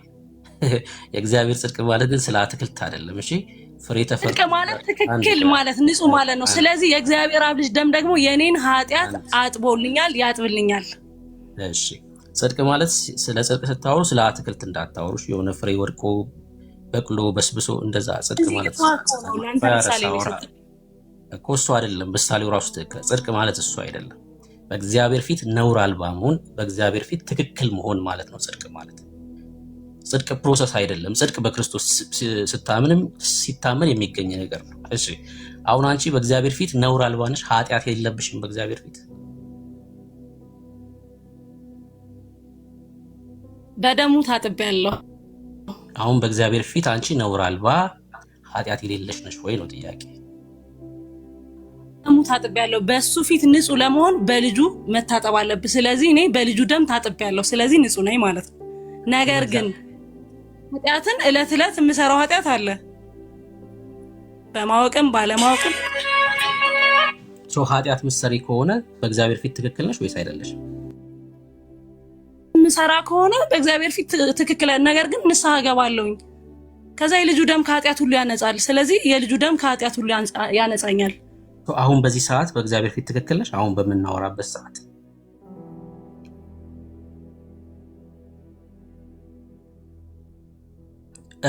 ሴቶች አላችሁ፣ ጴንጤ ሴቶች አላችሁ፣ ቁጥር ጻፉልኝ። እሺ እንድመጻደቅ ምናምን ከሆነ የምትፈልገው ማለት ነው በክርስቶስ ደም ንጹህ ሆኛለሁ። ነገር ግን አሁን ማለት ላይክ ራሴን ልክ እንዴት ነው እንዳመጻደቅ ምናምን ከሆነ የፈለከው እኔ ክርስቲያን ነኝ።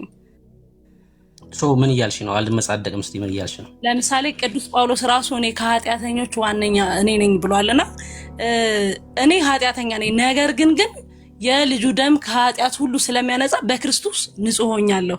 አሁን ማለት አንተ የሆነ እንድል የፈለከው አዎ በጣም ኃጢአተኛ ነኝ በቃ የወደኩ ነኝ አይነት። ይሄን ጥያቄ እኮ ብሩክ መጠየቅ ያለበት ሰይጣን ብቻ ነው። ምክንያቱም እዚህ ጋር እያወራን ያለ ነው በቃ ስለ ደሙ እኮ እያወራህ ነው። በቃ የልጁ ደም ከኃጢአት ሁሉ ያነጻል። ስለዚህ እየመለስኩልህ ነው። የዘላለም ሕይወት አለሽ ማለት ነው አይደል? ጥሩ ነው እንዴ? እና የሁሉ ዋጋ የተከፈለልኝ ሲኦል ለመግባት ነው እንዴ? መልካም። ጌታ ክርስቶስ ኢየሱስ በመጨረሻ ሰዓት ሲመጣ አንቺን በግራ አያቆምሽም ማለት ነው። እንደዚህ ያላረግሽም ብሎ በግራ አያቆምሽም። ምክንያቱም የዘላለም ሕይወት እንዳለሽ እንደምታውቂ ስለነገርሽኝ ጌታ አንቺ ላይ አይፈርድም ማለት ነው ሲመጣ። እውነት ነው፣ ግን መስራት ግን የሚጠበቅብኝ ነገር አለ። እኔ አንቺ መስራት ይጠበቅብሻል አይጠበቅብሽም አይደለም ጥያቄ። ጌታ ሲመጣ አንቺ ላይ ይፈርድብሻል ወይስ አይፈርድም? የዘላለም ሕይወት እንዳለው የሚያውቅ ሰው አይፈረድበትም ማለት ነው። ጌታ ሲመጣ አንቺ ላይ አይፈርድብሽም ማለት ነው አይደል? ዓለም እኮ እንዳይፈርድ ነው ልጁን የላከው። አይፈረድብሽም በአንቺ ሁሉ ዋጋ የተከፈለልኝ እንዲፈረድብኝ ሳይሆን በቀኙ እንድቆም ነው። በቀኙ እንድቆም ታውቃለች ጥሩዬ። ናይስ በቃ ጨርሻለሁ። ጥሩዬ ታውቃለች፣ በቀኙ ነው የምትቆመው። ጌታ ሲመጣ ይሄን አላረግሽም ብሎ አይጠይቃትም ማለት ነው። በቀኙ እንደምትቆም ስለምታውቅ። ሴቶች አላችሁ እዚህ ውስጥ ጴንጤ የሆናችሁ ሴቶች አንድ ቁጥር ገብቶ መናገር የሚችል ምቹ ቦታ ያለ ሰው ማለት ነው።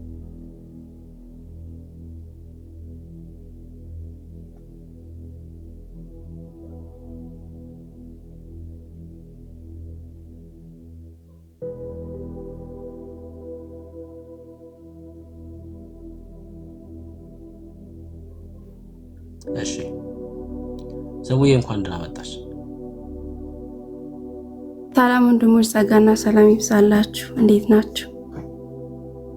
ጌታ ይባረክ። ሁሉ ሰላም፣ እግዚአብሔር ይመስገን። ኦፍ ኮርስ። ወንጌል ስለማን ነው? ስለ ጌታችን ስለ ኢየሱስ ክርስቶስ፣ እርሱ የዘላለም አምላክ የእግዚአብሔርም ልጅ የሰውም ልጅ የሆነው የናዝሬቱ ኢየሱስ ክርስቶስ ነው ወንጌል። እሺ እስኪ በዚህ በክርስትና ውስጥ ወንጌል መቼም ሲነገር ሰምተሻል። ወንጌልም ደግሞ ተሰብኮሽ ነው ክርስቲያኖች እና እስኪ የሰማሽውን ወንጌል እስኪ ንገሪ። እሺ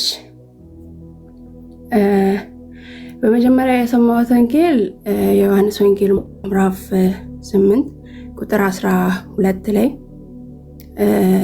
ጌታችን ኢየሱስ ክርስቶስ እኔ የዓለም ብርሃን ነኝ አለና የሚከተሉትም ለዘላለም በጨለማ እንደማይመላለሱ በሕይወት ብርሃን እንደሚመላለስ እርሱ እውነት፣ መንገድ፣ ሕይወት እንደሆነ ደግሞም ለጻድቃን ሳይሆን ለኃጢአተኞችም መጥቶ መሞቱን እሱን ተሰብኬ ነው። ለምሳሌ እንደነ ማቴዎስ ወንጌል ምዕራፍ 9 አላ አይደለ ጌታችን ኢየሱስ ክርስቶስ ለጤነኛ እንዳልመጣ ለጤነኛ መድኃኒት እንደማያስፈልገው ለበሽተኞች እንጂ አለና መድኃኒት ደግሞ እርሱ መሆኑን ብዙ ቦታ ተጠቅሷል። ለምሳሌ ዮሐንስ ወንጌል ምዕራፍ 1 ቁጥር 29 ላይ የዓለምን ኃጢአት የሚያስወግድ የእግዚአብሔር በግ እና ለምሳሌ ዮሐንስ ወንጌል ምዕራፍ 4 ቁጥር 42 ላይ አንቺ ሳላልሽን ሳይሆን እኛ ራሳችን ከስሩ ተምረን እውነትም እርሱ የዓለም መድኃኒት ክርስቶስ እንደሆንን አወቅን እንዳሉት በአንደኛ ጢሞቴዎስ ምዕራፍ 1 ቁጥር 15 ላይ ደግሞ ጳውሎስ ኃጢአተኞችን ሊያድን ኢየሱስ ክርስቶስ ወደ ዓለም መጣ የሚለው ቃል የታመነና ሁሉ ሊቀበሉት የተገባ ነው ይልና ደግሞ የምሕረቱን ትልቅነት በእሱ እንዲገለጥ እሱን ምስክር አድርጎ ራሱን እንደተናገረ ጌታችን ኢየሱስ ክርስቶስ እርሱ ብቻ ነው አዳኝ። ሐዋርያት ሥራ ምዕራፍ 4 ቁጥር 12 ላይ ሐዋርያው ጴጥሮስ መዳን በሌላ በማንም የለም እንድንበት ዘንድ ከሰማይ በታች የተሰጠን ሌላ ስም የለም ብሎ ጌታችን ኢየሱስ ክርስቶስን ነው የነገራቸው። እንዲሁም ደግሞ ምዕራፍ 2 ቁጥር 21 ላይ የጌታንም ስም የሚጠራ ሁሉ ይድናል። ማዳን የተገባው ማዳን የተቻለው ጌታችን ኢየሱስ ክርስቶስ ብቻ ነው። አንደኛ ዮሐንስ መልእክት ምዕራፍ 4 ከቁጥር 9 እስከ 19 ባለው ላይ ራሱ እግዚአብሔር የማዳንን ፕሮግራም በልጁ በኢየሱስ ክርስቶስ እንዳደረገ ነው።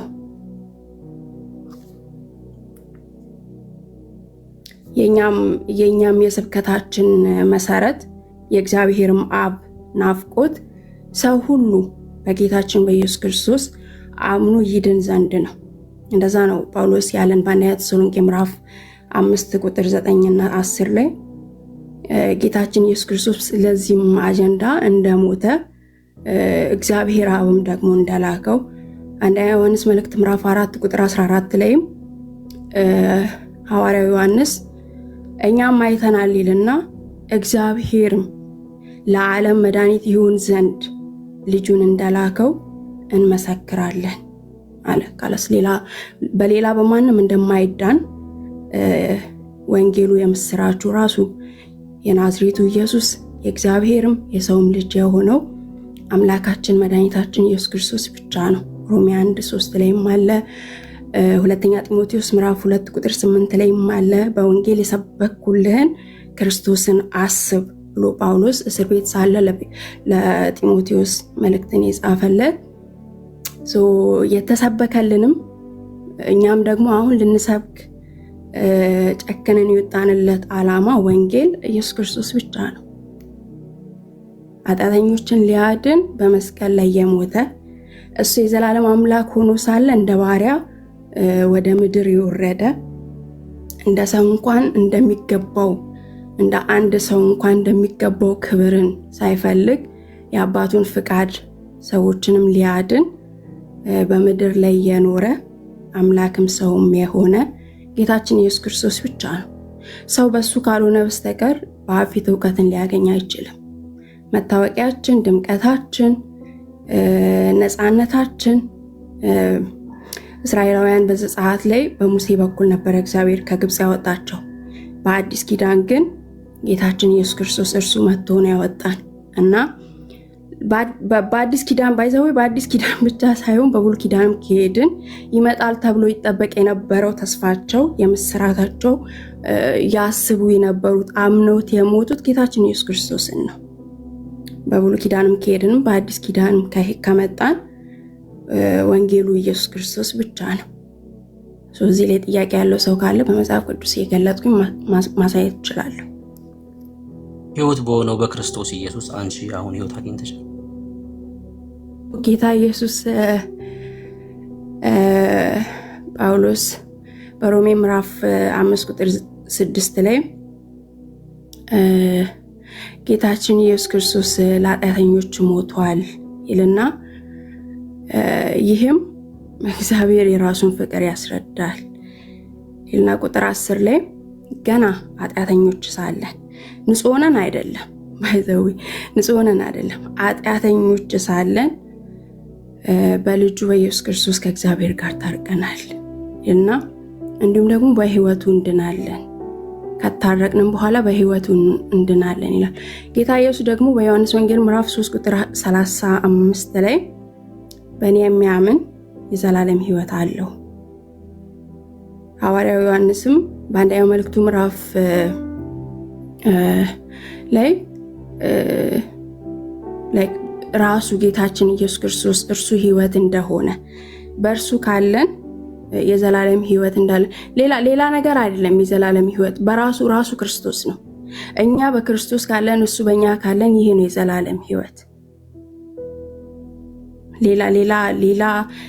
ሌላ ማብራሪያ የሚፈልግ ነገር አይደለም። ሰው በክርስቶስ ከሆነ የዘላለም ህይወት አለው። ለዘላለም የሚኖረውን ስለሆነ አምኖ የተቀበለው እና እኛ በክርስቶስ ስንሆን ለዘላለም አላለ።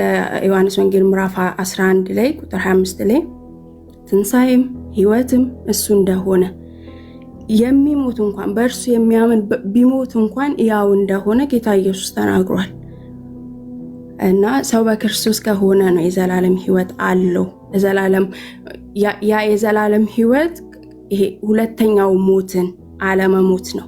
አንደኛው ሞት ሁሉም ሰው ይሞታል። የዘላለም ህይወት የሚባለው ከዚህኛው ከስጋው ሞት በኋላ ያለው ህይወት ነው። እና ያንን ህይወት ደግሞ በልጁ በጌታችን በኢየሱስ ክርስቶስ አግኝተናል። ያለ ነቀፋም ደግሞ በፊቱ ሊያቀርበን የተቻለው እሱ ብቻ ነው። ቆላስይስ 1:20 ላይ እንደሚናገረው በገዛው ደግሞ በስጋው በኩል ወደ እግዚአብሔር ሊያቀርበን የተቻለው እሱ ነው። እና ክብር ለሱ ይሁን። አድኖናል። ሌላ በራሳችን በኩል ሄደን እንድናለን የዘላለም ህይወት እናገኛለን ብለን የምንጠብቀው ሐሳብ የለንም። አሁን ላይ ድነናል። የእግዚአብሔርም ልጆች ሆነናል። የመንግስቱም ደግሞ ካህናት አድርጎናል። ክብር ለእግዚአብሔር ይሁን። ጌታ ዘመንሽን ይባርክ። ተባረኪ። በቃ ወንጌል ማለት ይሄ ነው። ጴንጤ እኮ የሚያስደስተው እኮ ለዚህ ነው። አያችሁ ከ1 እስከ 30 ኢየሱስን ስታወሩ የሚሰማውም ክርስቲያኑም እሱን ነው በቃ የሚናገረው። እና ደግሞ ከተቀበልነው መንፈስ የተነሳ ኢየሱስን እንገልጣለን፣ ኢየሱስን እንተርካለን አይደል? ወንጌል ለኛ ህይወታችን በቃ ስንሄድ የምናወራው ነው፣ ስንቀመጥ የምናወራው ነው፣ ተኝተን የምናስላስለው። ወንጌል ህይወታችን ነው፣ እኛ መታወቂያችን። የዘላለም ህይወት አላችሁ። እኛ በፍርሃትና በባርነት ውስጥ አይደለም ያለነው። ዞይ የእግዚአብሔርን ህይወት ነው የተካፈልነው። የዘላለም ህይወት አለ ስትባል ነገን አናስብም እኛ። ምክንያቱም ማንነት ነው የዘላለም ህይወት፣ ኢተርናል ላይፍ። አሁን እኛ ማንነታችን ነው የዘላለም ህይወት። የሆነ ቦታ ሄደን የምንቀበለው አይደለም። ሰው በክርስቶስ ሲሆን የሚያገኝ ማንነት ነው የሚሆነው የዘላለም ህይወት፣ ኢተርናል ላይፍ። ተባረኪ። ጥሩ እየሰጥሻለሁ። በጣም ደስ የሚል ነገር ተናገርሻል። አንቺ ተባረኪ። ጌታ በጣም ይቅርታና ቅድም ያልኩት ጥቅስ ዮሐንስ ወንጌል ምዕራፍ 3 ቁጥር 36 ላይ በልጁ የሚያምን የዘላለም ህይወት አለው ነው የሚለው። ይኖረዋል አይደለም የሚለው አለው። ከዛም በልጁ የማያምን ግን የእግዚአብሔር ቁጣ በእርሱ ላይ ይኖራል እንጂ ህይወትን አያይም። ጉዳዩ የማመንና ያለማመን ነው። ለሚያምን የዘላለም ህይወት አለው። አሁን ቢሞት እንኳን የት ሄዳለሁ ብሎ አያስብም። ምክንያቱም ጌታ ኢየሱስ በእኔ የሚያምን እንኳን ቢሞት ያው ይሆናል ብሏል በዮሐንስ ወንጌል ምዕራፍ 11 ቁጥር 25 ላይ። እና ህይወትና ትንሣኤ የሆነውን ጌታ ኢየሱስን እመኑ። እንኳን እናንተ በህግ እንኳን ያለ ነቀፋ የኖረ ሐዋርያው ቅዱስ ጳውሎስ በገላትያ 2:16 ላይ ማንም ስጋ የለበሰ በህግ በኩል እንደማይጸድቅ ስላወቅን እኛም በክርስቶስ ኢየሱስ የሚገኘውን ጽድቅ በማመን አገኘን ይላልና ሰው በስራ ወይም ደግሞ በህግ የሚጸድቅ ከሆነ ክርስቶስ ለምን መውረዱ አስፈለገው? ለምን መሞቱ አስፈለገው? ይልና እዛው ምዕራፍ ላይ ይናገራል። እንደውም በከንቱ ሞተ ነው የሚለው። ሰው በህግ ወይም ደግሞ በስራው በኩል ጸድቃለሁ ብሎ ካሰበ ክርስቶስ በከንቱ ሞተ ይላልና የኛ መጽደቅ የኛ ልጅ መሆን እግዚአብሔርን ሰው አስደርጎ አውርዶታል። እና ይሄ እውነት አይቅለልባችሁ። ጳውሎስ በአንደኛ ተሰሎንቄ ምዕራፍ 5 ቁጥር 9 ላይም የእግዚአብሔር አብ ናፍቆት ይሄ እንደሆነ ፍላጎትም ይሄ እንደሆነ በዛ ምክንያት ደግሞ በልጁ በኢየሱስ ክርስቶስ ሰው የዘላለምን ህይወት እንዲወርስ እንደላከው እንደወደደና እንደፈቀደ ጌታ ኢየሱስም ደግሞ የአብን ፍላጎት እንደፈጸመ ለኃጢአተኞች እንደሞተ እዛው ቁጥር ላይ ይናገራልና አይቅለልባችሁ። ነገን አናውቅም። ዛሬ እንዴት ሆነ እንደምናድር አናውቅም። እና ጌታ ኢየሱስ የዘላለም ዋስትናችን ነው። በቃ ዋስትናችን በአብ ፊት የምንታወቅበት የዘላለምን ሕይወት የምንለብስበት የምንኖርበት የምንደምቅበት ለአብ አብ ሲያየን ፈገግ የሚልንበት እንዲለን የሚያደርገን እሱ ነውና ለዘላለም የሚኖር እሱ ነውና ሸምበቆ አይደለም። በእርሱ ታመኑ። ጌታ ኢየሱስ አለ በልጁ በኢየሱስ ክርስቶስ የሚያምን በራሱ በኢየሱስ ክርስቶስ የሚያምን የዘላለም ሕይወት አለው ነው ያለው። ገና 1 ወር 2 ወር 3 ወር ቀጠሮ ይዤ ምናምን እንደዛ አሁን ላይ ይኖረዋል አለው ነው ያለው። በማያምን ግን የእግዚአብሔር ቁጣ በእርሱ ላይ ይሆናል። በዮሐንስ ወንጌል ምዕራፍ 6 ላይም ያ ፍቃድ ልጁን ኢየሱስ ክርስቶስን እርሱን አምኑ እሱን አውቆ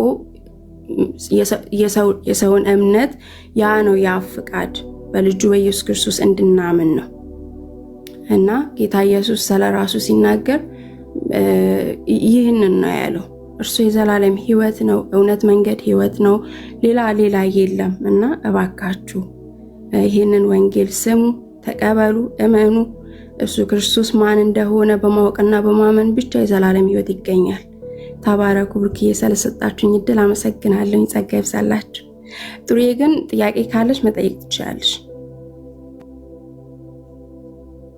ተባረኪ ዘሙዬ አለ ሕይወት ያሰማልን። ዋው በጣም ደስ የሚል አገላለጽ ነው የገለጽሽው እና እግዚአብሔር አምላክ ዋጋሽን ይክፈል። በጣም ደስ ይላል። እንደው ግን እንድትመልሽልኝ የምፈልገው ኢየሱስ ክርስቶስ የእግዚአብሔር አብ ልጅ ነው አይደል? አዎ ልጅ ነው። ምን ማለት ነው? ይሄን ማለት አስረጅኝ።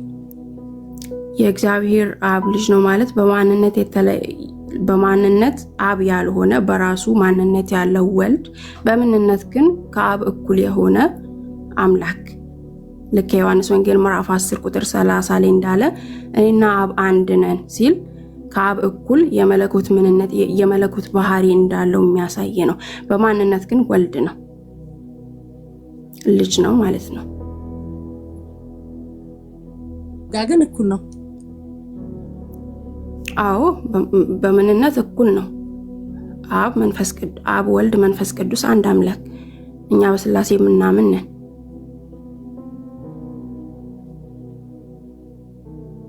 ቃል ይተሰማልን። እሱ ግን ከአብ የሚለይ ደግሞ ሌላ ምንነት አለው። ምክንያቱም ጌታ ኢየሱስ የአምላክ ልጅም ነው የሰውም ልጅ ነው።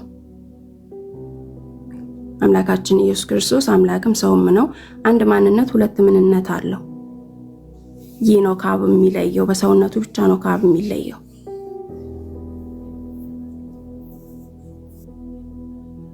እኔ አሁን የተናገርሻቸው እንዳለ የጠቀሻቸውን ጥቅሶች ሁሉ የምቀበል ነኝና እስካሁን ባልሻቸው የመጽሐፍ ቅዱስ ጥቅሶች ላይ ምንም አይነት ጥያቄ የለኝም። አሜን ብዬ እቀበላለሁ። እናንተ ግን የምትጠይቁኝ ካለ ጌታ ኢየሱስ አሁን አንቺ የአብ ልጅ መሆኑን አምነሻል። ኦኬ፣ የሰው ልጅ መሆኑን ነው ጥያቄ የፈጠረብሽ? የሰውም ልጅ ነው ማለት ነው ጥያቄ የፈጠረብሽ? ጥቅስ ላሳይሽ እሱን። አይ እኔ ኦርቶዶክሳዊ ነኝ። ፍጹም ሰው ፍጹም አምላክ ብዬ ነው የምቀበለው እማምነው። ኦኬ፣ እኛም እንደዛ ነው የምናምነው። አምላክ እዚህ ጋር እንደ እግዚአብሔር ቃል ስለሆነ ላይክ እንደ ፈተና አልጠይቅሽም፣ ግን ብዙ ጥያቄዎች ነበሩኝ እንደ ፈተና ላይክ ብሩክ ችግር የለው ጠይቂኝ፣ ችግር የለው። አው ግን እናንተ እንደ መጽሐፍ ቅዱስ አታምኑም። እናንተ አንድ ምንነት ነው፣ አንድ ማንነት፣ አንድ ምንነት አይደለም የምታምኑት። እኛ ጌታ ኢየሱስ የአምላክም የሰውም ልጅ ነው፣ አምላክም ሰውም ነው። ኦኬ፣ አይለያይም። አንድ ማንነት አለው 1% ግን አምላክም ሰውም ነው። ተጨፈላልቆ ልክ እንደ ኦሊጅ ሰሾች እንደሚያምኑት እንደዛ አናምንም። ሰውነቱ በራሱ ምንነት ነው፣ አምላክነትም ደግሞ በራሱ ሌላ ምንነት ነው።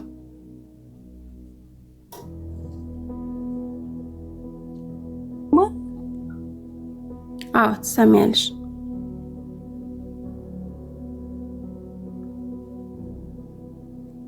የኔ ቆንጆ ጌታ ኢየሱስ ከአብ የሚለየው በሰውነቱ ብቻ በሰውነት ምንነት ብቻ ነው እንጂ በአምላክነት ከአብ እኩል ነው። አዎ ገባኝ። ማለት ልጅ ስንል የተወለደ ለምሳሌ የድንግል ማርያም ልጅ ስንል ከድንግል ማርያም የተወለደ ነው። ሶ የአብ ልጅ ስንል ከአብ የተወለደ ነው አይደል? ከአብ ከዘላለም የተወለደ ነው። ለምሳሌ ቅድም አንቺም የጠቀስሽው ነበረ ዮሐንስ ወንጌል ምዕራፍ 1:1 ላይ ከዘላለም እንደነበረ በመጀመሪያውም ቃል ነበር ይልና ይህም ቃል በእግዚአብሔር ዘንድ ነበር ይልና ይህም ቃል ደግሞ በራሱ እግዚአብሔር መለኮት እንደሆነ ማንነት እንዳለው ላይክ ቃል ንግግር እንዳልሆነ ፐርሰን እንደሆነ ይናገራል ዮሐንስ ወንጌል ምዕራፍ 1:1 ላይ። ከዛን ዕብራውያን ላይ ስቴጅ ደግሞ ዕብራውያን 1:2 ላይ እግዚአብሔር በቀደመው ዘመን ለአባቶች በነቢያቶች ተናገረ ይልና ግን በዚህ ዘመን መጨረሻ ደግሞ ዓለማትን በፈጠረበት በልጁ ተናገረ ይላል። ስለዚህ ጌታችን ኢየሱስ ክርስቶስ ዓለም ሳይፈጠር ከዘላለም የነበረ ነው። ይህ ማለት ላይክ የአብ ልጅ ከዘላለም ነበረ እንጂ ላይክ ለማርያም የተባለው በስጋ ሲገለጥ ነው አይደለ? ላይክ አዲስ ኪዳን ላይ አሁን ለምሳሌ አምላክ ሰው ሆነ፣ ቃልም ስጋ ሆነ ሲል አምላክ ሰውም ሆነ። ስለዚህ ሰውም ሲሆን ነው የማርያም ልጅ የተባለው እንጂ ከዘላለም ነው